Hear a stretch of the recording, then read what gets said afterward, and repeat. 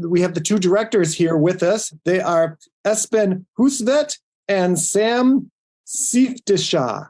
Ooh. Hello.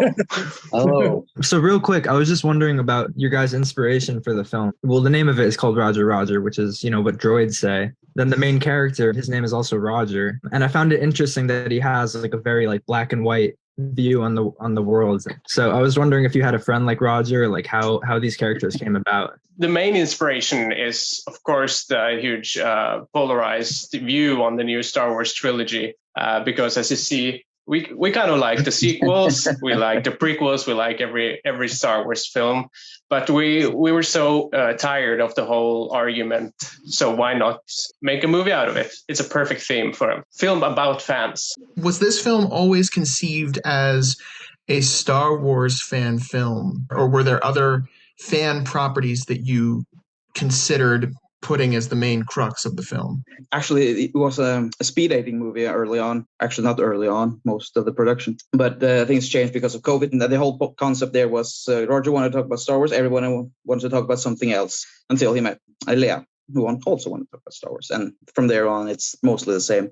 But yeah, it was mostly always Star Wars. Because of COVID, we had to rewrite a big chunk of the movie because most of the movie was supposed to be in a speed date setting. But the location we were going to use had to cancel the whole thing. And this was after we had filmed all of the fantasy sequences. So now we had to make a completely different movie, but we had to use the already filmed stuff. So we had to fit it together, and that was kind of a challenge. And we also wanted it to not look like a film made during COVID. So it was tricky, but I think it worked out. How long did the makeup for Darth Leia take? Was that a long process? Probably took about an hour each time, I think. I think it was more like 4 hours. She had to come quite early, you're right. And we only had one person for the makeup job, so it was a lot of work. Shout out to Maria. She did a great work. I love the scene with the lightsabers. That must have taken a lot of choreography. Did you guys do that together, or was one of you the choreography expert? Actually, the guy who played Roger, he made all the choreography himself and trained with actors who played Leia.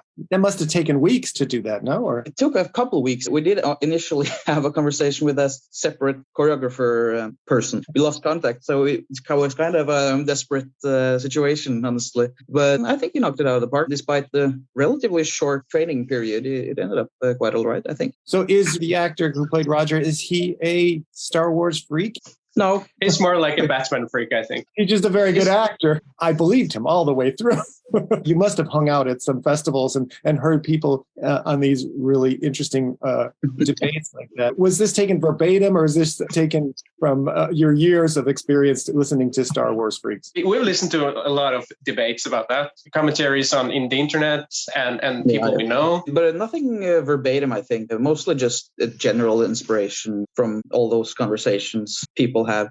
Another friend of ours had a couple of separate friends who almost became enemies because of those debates, and that's a big thing that inspired the whole dialogues. I'll have you know that a friend of mine said, "Oh, that's certainly me. I would do that." Hopefully they'll have some character development as well. It's nice to see a badass chick in movies. Can you tell us a little bit about the casting process and how you cast the females in your film? At this time, the pandemic hadn't started, so we were able to have a traditional casting. So everyone came to our hometown to read some test scripts, and we liked Amalie for that role. She just had the right energy for the character, I think. A cool, kind of badass, but still princess-like for the right moments. I remember when someone was auditioning for the role of Leia, we kind of put them on the spot and asked them if they could do Palpatine-like guttural voice. Many of them were, they didn't expect that at all. But she did actually pretty good to never have tried it before. So that was also a good sign. Can you tell us a little bit about construction of the different things that you had in your film? One of the first things we decided on was not to use any props, any costumes that were copyrighted. We were actually sponsored by Kyberlight, the actual combat sabers that you could fight with.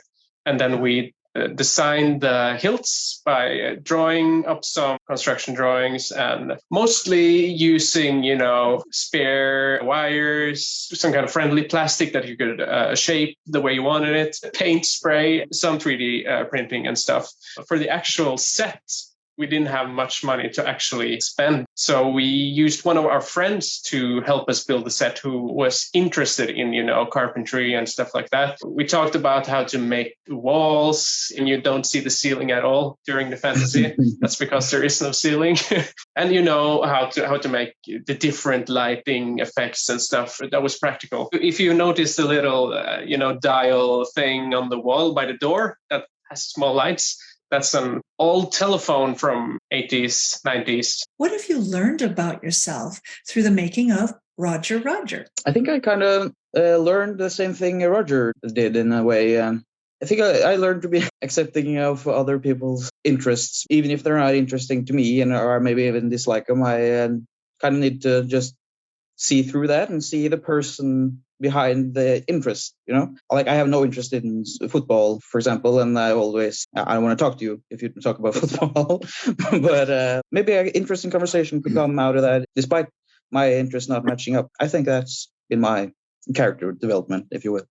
I think that you'll get through more than you think. That goes for both me and Espen, actually. So, but you have this whole big film production before you, and it's so overwhelming. Sometimes you just think, "Oh my God, how are we going to get through this?" But in the end, it works out. You just have to work for it. And by getting through all that, I think I could do it again, kind of, if you know what I mean.